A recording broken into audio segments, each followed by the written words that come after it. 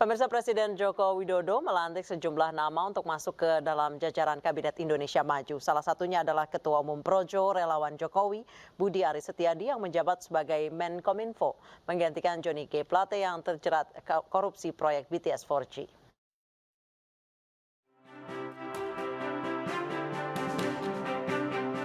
Menteri dan Wakil Menteri baru mengucapkan sumpah jabatan di hadapan Presiden Jokowi di Istana Senin pagi. Salah satu nama yang jadi sorotan adalah Budi Aris Setiadi yang dilantik menjadi Menteri Komunikasi dan Informatika, menggantikan Johnny G. Plate yang dinonaktifkan karena terjerat korupsi proyek BTS Bakti Kominfo. Sebelumnya, Budi Aris Setiadi menjabat sebagai Wakil Menteri Desa dan Pembangunan Daerah Tertinggal dan Transmigrasi. Budi juga dikenal sebagai Ketua Umum Projo Relawan Joko Widodo. Presiden Jokowi juga melantik Wakil Menkominfo yang dijabat oleh Nezar Patria yang sebelumnya menjabat sebagai staf khusus Menteri BUMN sejak tahun 2022. Untuk menggantikan Budi Aris Setiadi di posisi Wakil Menteri Desa dan PDTT, Presiden melantik Paiman Raharjo yang sebelumnya menjabat sebagai Rektor Universitas Mustopo. Presiden Joko Widodo juga melantik sejumlah nama untuk mengisi posisi lain di kabinet, yakni Pahala Mansyuri yang dilantik sebagai Wakil Menteri Luar Negeri setelah sebelumnya mengisi jabatan sebagai Wakil Menteri BUMN. Rosan Ruslani juga dilantik oleh Presiden Joko Widodo sebagai Wakil Menteri BUMN menggantikan posisi yang ditinggalkan oleh Pahala Mansyuri. Selain melantik sejumlah nama untuk mengisi posisi menteri dan wakil menteri, Presiden juga melantik Jan Faris sebagai anggota One Team Press. Di sisa masa jabatan Presiden Joko Widodo, nama-nama tersebut diharapkan bisa bekerja maksimal dan melanjutkan program Presiden Jokowi dengan baik. Dari Jakarta, Tim Liputan iNews melaporkan. Sejumlah pekerjaan besar menanti Menkominfo baru Budi Aris Setiadi, salah satunya melanjutkan proyek BTS 4G. Presiden memberikan wakil menteri untuk menyelesaikan gunung masalah yang ada di kementerian tersebut. Kalau ini Kominfo ini gunung masalah nih. Menteri Komunikasi dan Informatika Budi Aris Setiadi mengaku banyak pekerjaan rumah yang perlu diselesaikan olehnya usai dilantik oleh Presiden Joko Widodo. Menurut Budi, persoalan yang perlu diselesaikan oleh kementerian yang dipimpinnya mulai dari kedaulatan data, e-commerce, hingga implementasi artificial intelligence atau AI. Budi menjelaskan, Presiden Jokowi juga memberikan tugas langsung, salah satunya adalah penyelesaian proyek BTS 4G. Nah, kalau soal jumlah, soal apa nanti kita kaji sama-sama, kita akan pokoknya bahwa membangun BTS sebagai bagian dari memastikan bandwidth untuk rakyat ini kan harus diwujudkan gitu. Nanti soal jumlah target nanti kita rapatkan sama-sama segera dalam tempo singkat secepat-cepatnya gitu loh ya. Penyelesaian BTS 4G ini menjadi perhatian Presiden Joko Widodo sebab menurut Presiden proyek BTS itu menyangkut pelayanan di daerah terdepan dan terluar. Menurut Presiden, salah satu pekerjaan terberat Menkominfo baru adalah mewujudkan ICT yang baik. Ya tadi yang saya sampaikan, semuanya bisa dikejar, dipercepat semuanya. Tinggal sudah ada wamen pun kita tambah satgas karena itu. Karena setelah saya detailkan persoalan-persoalan yang ada di dalam, bukan persoalan yang mudah. E-commerce yang sekarang ini kecepatan perubahannya sangat cepat banget. Ya. Pak, dengan e-commerce lagi Pak setelah hari ini Pak. Bisa aja. Berarti presiden.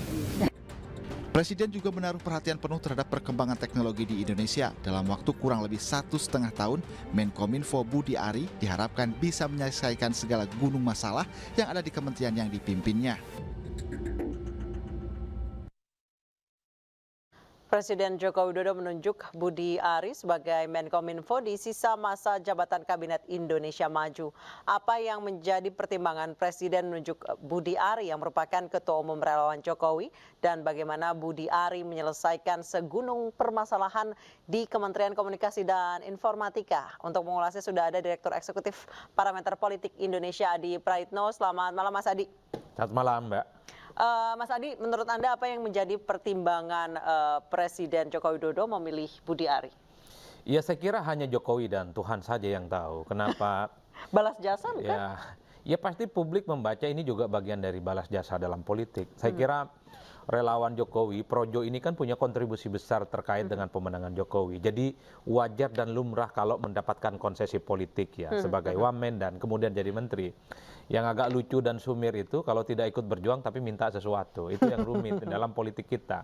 Itu yang pertama. Yang kedua saya membaca sepertinya ini menegaskan bahwa Jokowi itu ingin menaruh orang kepercayaannya, Budi Ari, untuk menyelesaikan persoalan-persoalan di Kominfo yang selama ini memang belum tuntas dan belum maksimal. Asumsinya tentu Budi Ari ini kan bukan ketua umum partai, bukan aktivis partai. Yang diharapkan tentu bisa memberikan totalitas ya, bagaimana persoalan-persoalan yang dianggap sebagai gunung besar persoalan di Kominfo itu bisa selesai dan bisa tuntas, Mbak. Itu yang saya kira kenapa kemudian Pak Jokowi memilih Ketum Projo Budi Ari sebagai menteri ya. Tentu Pak Jokowi ingin supaya ini tidak larut dalam persoalan hukum. Oke, persoalan hukum sudah ada yang tangani, tapi ingat proyek soal BTS ini harus tuntas. Karena tujuan utamanya soal BTS ini kan tujuan yang saya kira cukup mulia. Ini kan diawali sejak pandemi COVID di mana di berbagai wilayah di belahan bumi Indonesia yang selama ini tidak terjangkau dengan bergantungan diri pada internet. Betul, makanya kemudian perlu dipercepat dengan proses itu. Jokowi ingin memastikan sebelum lengser, sebelum masa jabatan politiknya berakhir di 2024, semua negara, semua wilayah di Indonesia mereka yang kemudian mendapatkan akses internet yang cukup cepat. Mas Adi, menurut Anda salah satu masalah yang paling pelik selain masalah hoax, kemudian memberantas judi online, masalah buzzer dan lain sebagainya, masalah BTS 4G ini kan yang paling complicated karena melibatkan uang yang segitu besarnya dan infrastrukturnya yang pembangunannya juga cukup tidak mudah gitu kan, harus membuka akses dan lain sebagainya. Bisa tidak selesai di 2024? Saya kira bisa. Setahun. Saya kira bisa selesai dengan satu catatan bahwa Budi Ari itu tidak cawe-cawe dengan urusan Pilpres. Budi Ari itu fokus mengerjakan PR yang selama ini menggunung. Jadi Budi Ari setelah ditunjuk jadi menteri hari ini stop bicara tentang kongsi politik, stop bicara tentang kedekatannya dengan salah satu capres tertentu, stop bicara tentang cawe-cawe soal siapa yang harus diusung. Kalau itu yang dilakukan maka setumpuk persoalan yang ada di Kominfo ini akan tuntas setuntas-tuntasnya. BTS ini kan tinggal misalnya membangun 7.000 soal tower yang mangkrak. Saya kira dalam waktu setahun setengah akan maksimal kok.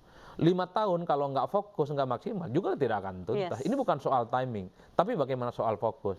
Selain itu, ini kan kita ingat janji politik Jokowi itu adalah membangun infrastruktur digital. Bagaimana membangun yang disebut dengan tol langit itu. Itu artinya apa? Semua Indonesia itu harus terjangkau dengan internet yang cepat. Ini bagian dari satu aksentuasi supaya untuk mempermudah akses terhadap informasi. Yang kedua ini sebagai stimulus untuk membuat pertumbuhan ekonomi agak sedikit mapan, karena denyut nadi ekonomi salah satunya melalui bisnis-bisnis online yang disebut oleh Jokowi dengan e-commerce itu. Nah ini yang kemudian ingin dititipkan kepada Budi Ari, bahwa selama 1,5 tahun Budi Ari itu harus menggunakan kacamata kuda, nggak perlu toleh kanan, nggak perlu toleh kiri ya. Mungkin apakah itu salah satu tujuannya kenapa Pak Jokowi akhirnya memilih orang yang non partisan dan kemudian menaruh wamen juga di Menkominfo yang sebelumnya tidak ada. Bahkan Pak Jokowi bukan hanya wamen, taruh satgas. Taruh satgas juga di situ untuk membantu dan mempercepat semua proses yang selama ini mangkrak di Kementerian Kominfo itu. Bahkan kalau mau jujur, selain BTS kan sebenarnya ada persoalan-persoalan yang cukup serius. Misalnya soal bagaimana perlindungan data diri kita yang selalu bocor itu. Betul. Itu nggak tuntas, itu jangan disepelekan loh. Orang saat ini berinteraksi dengan apapun, berinteraksi dengan banking, bertransaksi soal finance dan seterusnya, itu nggak nyaman. Ngasih data dan nomor telepon. Nggak selesai masalahnya. Dan setelah itu bocor kemana-mana, ada NPWP, kemudian kartu keluarga dan seterusnya, itu bisa di-cloning dan bisa diambil oleh siapapun yang punya kepentingan tertentu ya. Dan itu yang sampai sekarang nggak tuntas. Kalau soal hoax, soal fitnah ini kan isu lama, yang sebenarnya menjadi penting seakan-akan tidak penting karena persoalan BTS nggak tuntas. Makanya kalau mau jujur, ketika Jokowi menunjuk Budi Ari, ini adalah salah satu bentuk kepercayaan juga cukup luar biasa loh. Bayangkan Jokowi itu menafikan semua kader-kader partai yang pastinya juga ingin dengan posisi menteri itu. Jokowi tentu beresiko dalam tanda kutip tidak terlampau disukai oleh partai politik yang lain, terutama partai politik koalisi karena memilih relawan politiknya untuk jadi menteri. Ini pertama kok dalam sejarah relawan itu jadi menteri. Biasanya orang melihat relawan itu ya paling banter dia komisaris lah, atau paling manis karir politiknya hanya sebatas wamen. Ini tidak.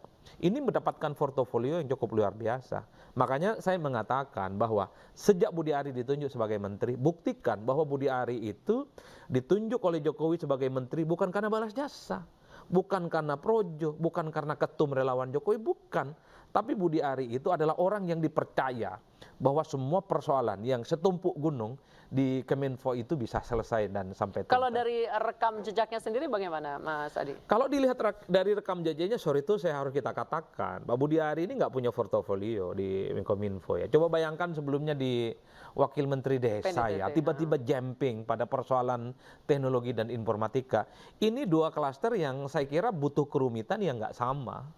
Coba bayangkan, saya yang sekolahnya politik, tiba-tiba disuruh ngomong tentang finance, ngurus tentang perbankan, saya pasti kelabakan.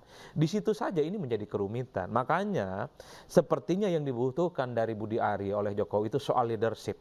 Ya, soal kepemimpinan bahwa Budi Ari bisa mengemban ini, kalaupun toh tidak terlampau paham misalnya soal informatika, tidak terlampau paham, tidak memiliki latar belakang yang terkait dengan dunia internet dan digitalisasi, ada wamen kok yang jago di situ.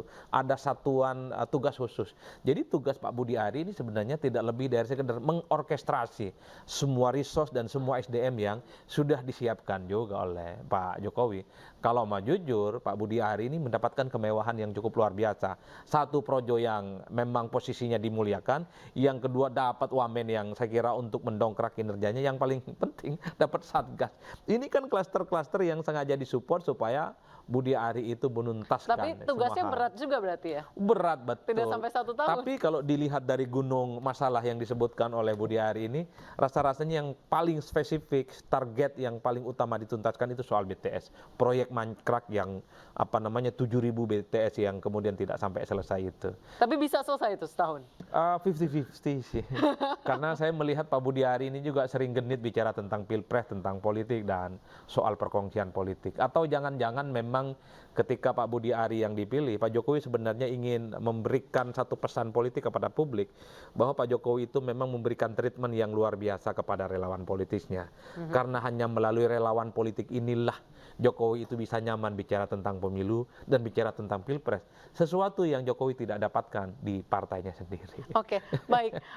Kemudian soal ada beberapa wamen yang diganti. Salah satunya adalah Wakil Menteri Agama. Ini satu partai, Mas Adi. Apakah ini soal politik atau membiarkan wamen yang sebelumnya fokus ke pencaleg? Kan atau bagaimana? Ya pastinya soal pergantian wamen dari satu partai ini pastinya sudah dibicarakan dengan P3 ini. Ini kan satu partai dan satu kolam, pasti sudah bicara dari hati ke hati. Infonya memang wamen sebelumnya itu sudah mendaftarkan diri sebagai caleg. Tentu ini tidak akan kondusif ya, karena akan memberikan double loyalty. Satu sebagai wamen untuk membantu kinerja menteri pasti terganggu, karena pada saat yang bersamaan juga harus berpikir tentang dirinya yang harus memenangkan pertarungan di pileg. Nggak ada orang yang sempurna bisa menaruh secara total pikirannya itu di 224 yang berbeda. Oleh karena itu penggantinya dari P3. Bagi saya wamen Menak ini adalah tugas utamanya adalah untuk melakukan moderasi paham keagamaan ya. Itu saya kira proyek politik, proyek keagamaan yang cukup penting supaya narasi-narasi keagamaan di Indonesia itu tidak selalu membentur-benturkan antara agama dengan negara, tidak membentur-benturkan agama dengan nilai-nilai spiritualitas lain, tidak membenturkan agama dengan NKRI dan Pancasila dan seterusnya. Dan yang paling penting, wamen ini posisinya adalah bagaimana memberikan pengetahuan yang inklusif soal bagaimana menjadi umat beragama yang cukup baik. Baik, terakhir Mas Adi, ada beberapa wamen yang dilantik tadi, selain Menkominfo ada Wamenkominfo, Wamendes, Wamenlu, Wamen BUMN, dan Wamenak. Itu tugas-tugasnya urgent semua, Mas Adi? Iya, saya kira memang urgent. Kalau kita lihat belakangan, kan memang ada sejumlah wamen yang posisinya kosong. Dulu disebut ada 21 wamen kosong. Setelah itu diisi tinggal 19, diisi lagi tinggal 17, ini diisi lagi ada beberapa, mungkin tinggal 15 wamen yang kosong. Ini tentu dibaca sebagai publik bagian dari power sharing. Hal alami ya, ini soal konsesi politik bagi para pendukung-pendukung Jokowi. Saya membaca kenapa wamen ini sudah mulai muncul, Wamenlu misalnya, ataupun wamen-wamen yang lain, sederhana. Bagi Pak Jokowi sepertinya ingin meningkatkan bagaimana hubungan politik luar negeri ketika ada wamen Menteri Luar Negeri ada di situ. Karena memang menghadapi dunia yang serba cukup dinamis, menghadapi pergeseran geopolitik yang cukup luar biasa, saya kira seorang menteri pasti membutuhkan seorang support wamen yang saya kira juga paham dengan geopolitik. Siapa yang bisa menyangka Rusia dan Ukraina tiba-tiba mau perang? Betul. Siapa yang kemudian bisa memprediksi Amerika dan Cina itu tidak akan tegang selamanya seperti sekarang? Siapa yang bisa menyangka bahwa Korea Selatan ini akan aman-aman saja? Bukankah tensinya itu akan Makin terus kencang. naik? Bukankah soal laut Cina Selatan juga selalu tegang tensinya? Karenanya butuh wamen yang saya kira untuk membantu mengakselerasi semua capaian-capaian yang pastinya bagaimana tantangan geopolitik ke depan itu sudah dibaca oleh Jokowi. Makanya ditaruh wamen. Kalau Wamendes wajar dong, kan sudah ditinggalkan Pak Budi Digeser, Ari ya. dan seterusnya. Nah, kira-kira begitulah jalan Baik, ceritanya. terima kasih Mas Adi Praitno atas Sama-sama, Mbak. bincang-bincangnya malam hari ini di News Prime. Sehat selalu Mas Adi. Siap. Pemirsa, usai jeda aksi penurunan baliho bergambar Ganjar Pranowo terjadi di Kabupaten Barito Utara, Kalimantan Tengah. Mendapat penjelasan Panglima TNI selengkapnya akan kami hadirkan usai jeda. Thank you Mas Adi.